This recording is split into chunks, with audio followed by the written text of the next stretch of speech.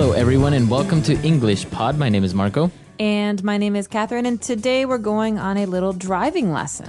That's right, we're going to learn how to drive, but not only how to drive, but all the vocabulary and words associated to this activity. So why don't we listen to this dialogue for the first time, and we'll be back to explain it.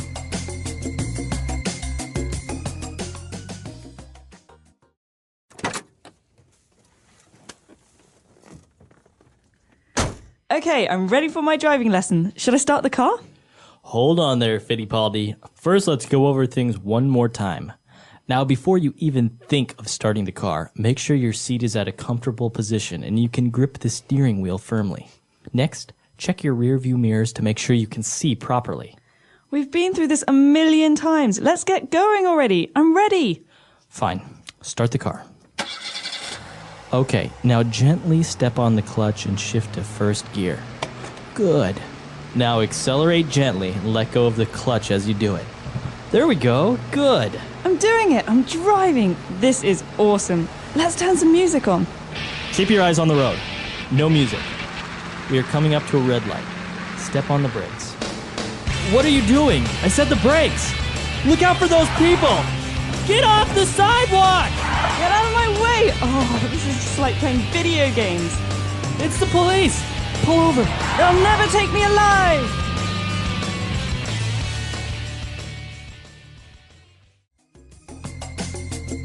All right, great. So it's a great driving lesson, just like the video games. Well, hopefully not like video games. We don't want to hurt anyone. But that comes a little bit later. First, let's check out some of these very important phrases in today's language takeaway. Language takeaway. All right, so on language takeaway, we have 5 words for you today, starting with the first one, the steering wheel. Okay, steering wheel. So this comes from the fact that we have a wheel that we use to turn the car left and right. Mm-hmm. And so that's called to steer, to change the direction of something. So the verb to steer is to take it left or right. Exactly. So steering wheel is the instrument that we use to change the car's direction. Very good. And, well, apart from this instrument, also in order to look to other cars that are behind you, you would look at your rear view mirror. Great. So rear view mirror. This is a mirror that you have in front of you in the middle of the car, and you look at this mirror to find out if there are cars behind you. So it's a rear view. That means you're looking at the back. Rear means back or behind. What about the mirrors that are on the side of the car, on the doors? Those are called side view mirrors. Side view mirrors. Very literal. Mm-hmm. Okay, very good. And well, moving on, he was instructing her on how to drive, and he said, step on the clutch.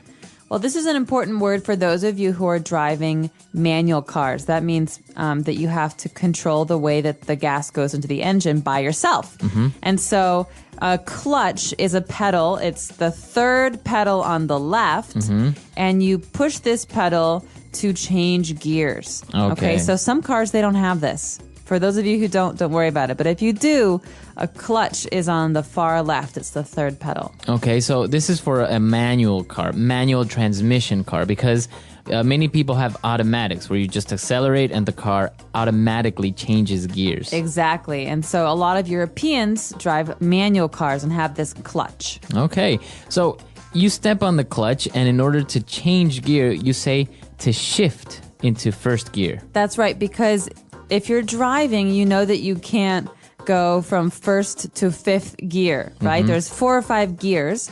And so you have to go 1, 2, 3, 4, 5. You have to go in order. So we're shifting. We're moving up or we're moving down. So that's called to shift. All right, to shift. And now in the dialogue, we heard to shift into first gear. So that's what it's called. Exactly. And so normally the car starts in N, neutral. That was when you're at a brake, you're to stop. And if you want to start the car, you have to shift to first gear. And that's the lowest. That's going to help the car go. Okay, so to shift into first gear. Awesome vocabulary. I think this is really useful, especially because it's very specific, so you don't really see it very often in anywhere, but sometimes you need to use it. That's right. And it's especially useful if you're trying to teach someone How to drive. Yeah, because not everyone knows how to drive manual. Exactly. So why don't we listen to the dialogue again, and we'll be back to explain Fluency Builder.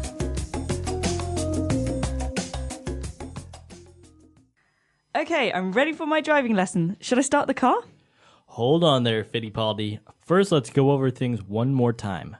Now, before you even think of starting the car, make sure your seat is at a comfortable position and you can grip the steering wheel firmly. Next, check your rear view mirrors to make sure you can see properly.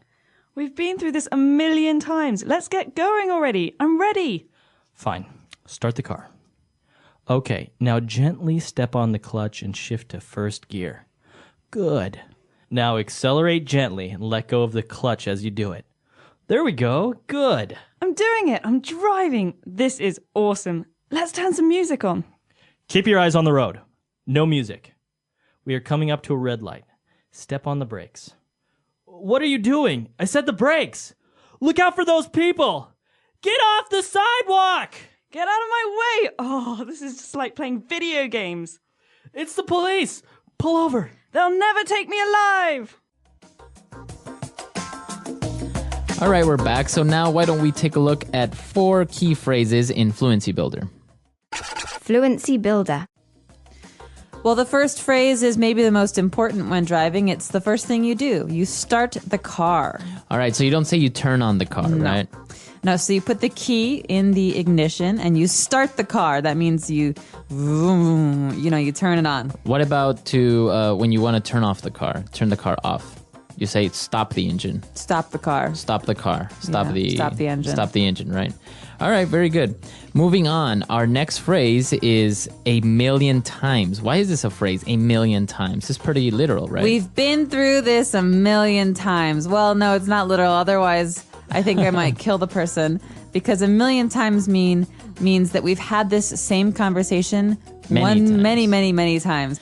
But you can't actually have it a million times. That's way too many. So it's an exaggeration. Yeah, it's a way to say a lot. So A lot. I've heard him say this a million times. I've heard this story a million times. Or I've done this. I've turned the car on a million times. Okay, awesome.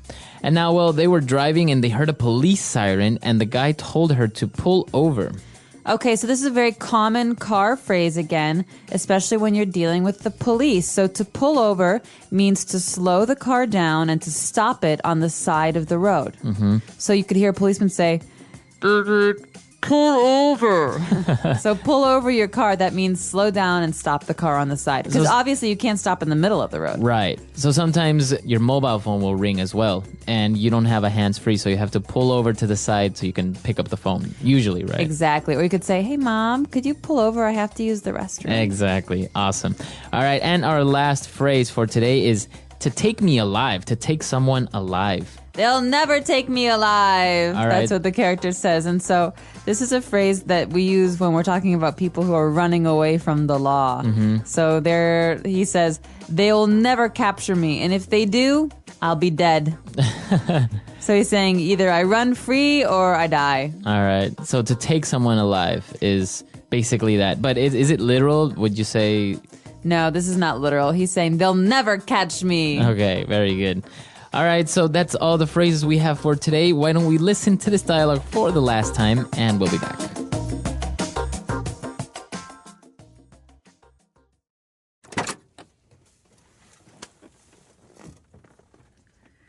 Okay, I'm ready for my driving lesson. Should I start the car?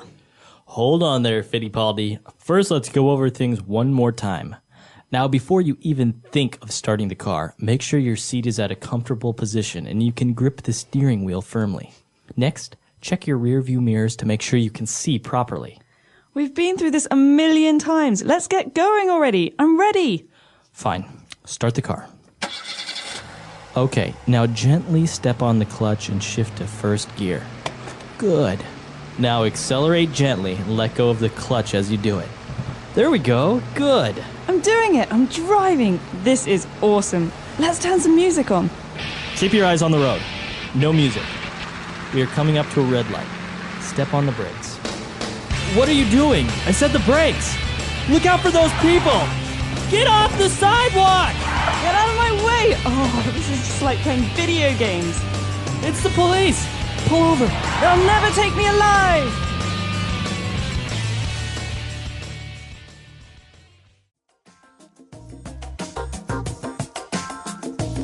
All right, we're back. So driving now, this is interesting because as you mentioned, a lot of people in America usually have automatic transmissions, whereas in Europe, maybe they have manual transmissions. Exactly. Is there a reason for that, do you think? I'm not sure what the reason would be. I think a lot of American car makers manufacture more automatic cars in general.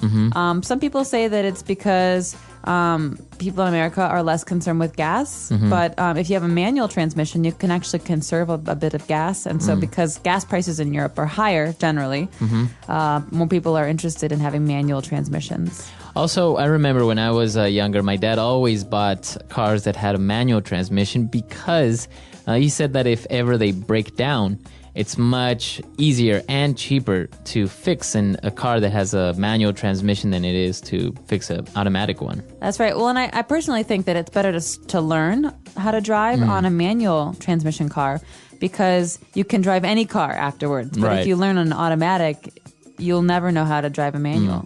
There was also a case on television recently about a small child that actually the dialogue is based on it is he took his dad's car and he was like 7 years old and he was driving and was being chased by the police. No way. And then he pulled into his house and got out of the car and ran into the house.